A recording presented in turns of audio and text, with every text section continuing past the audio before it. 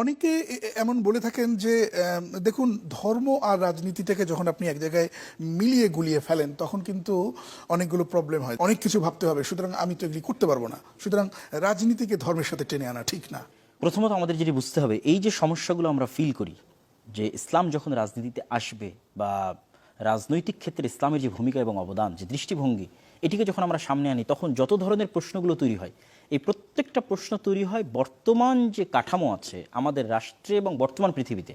আমরা দুই ভাগে বা তিন ভাগে সেটাকে বিভক্ত করতে পারি। একটি হচ্ছে গণতান্ত্রিক রাজনীতি, এটি হচ্ছে সমাজতান্ত্রিক রাজনীতি, আর একটি হচ্ছে অর্থনীতির দিকে যদি আমরা বলি পুঁজিবাদী অর্থনীতি, এবং সমাজতন্ত্রের একটা আলাদা অর্থনীতি আছে।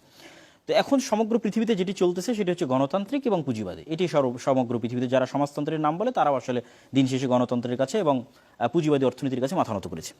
তো এই গণতান্ত্রিক যে সিস্টেম আমার দেশে বহাল আছে এবং পুঁজিবাদী যে অর্থনীতি আমার দেশে এবং পৃথিবীতে যে এক সিস্টেমে সমগ্র বিশ্বায়ন, গ্লোবালাইজেশন, যে সেটা সমগ্র পৃথিবীতে গণতন্ত্র থাকতে হবে, সমগ্র পৃথিবীতে পুঁজিবাদী শুধু অর্থনীতি থাকতে হবে, এই যে এক সিস্টেমে সমগ্র পৃথিবীকে রঙিন করার যে চেষ্টা, এই কাঠামোটা যখন বহাল থাকে তখনই ইসলামের এই সমস্ত বিষয়গুলো নিয়ে প্রশ্ন তৈরি হয়।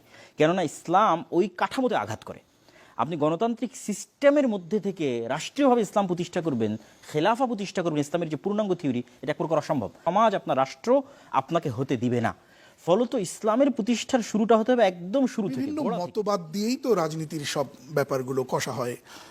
পৃথিবীতে বড় বড় দার্শনিক যারা, তারা এই রাজনীতির বিভিন্ন মতবাদ বা ইজমগুলোকে সৃষ্টি করেন। ইসলাম ধর্মটাও তো অনেক ভালো, কিন্তু এটাকে আনা যাবে না কেন? আনলে প্রবলেমটা কোথায়? সেটি হচ্ছে পৃথিবীতে যত তন্ত্রমন্ত্র এখন আছে, এর একটি তন্ত্র এবং একটি মতবাদও সকল নাগরিকের জন্য, পৃথিবীর সকল মানুষের জন্য জাস্টিস প্রতিষ্ঠা করতে পারবে না।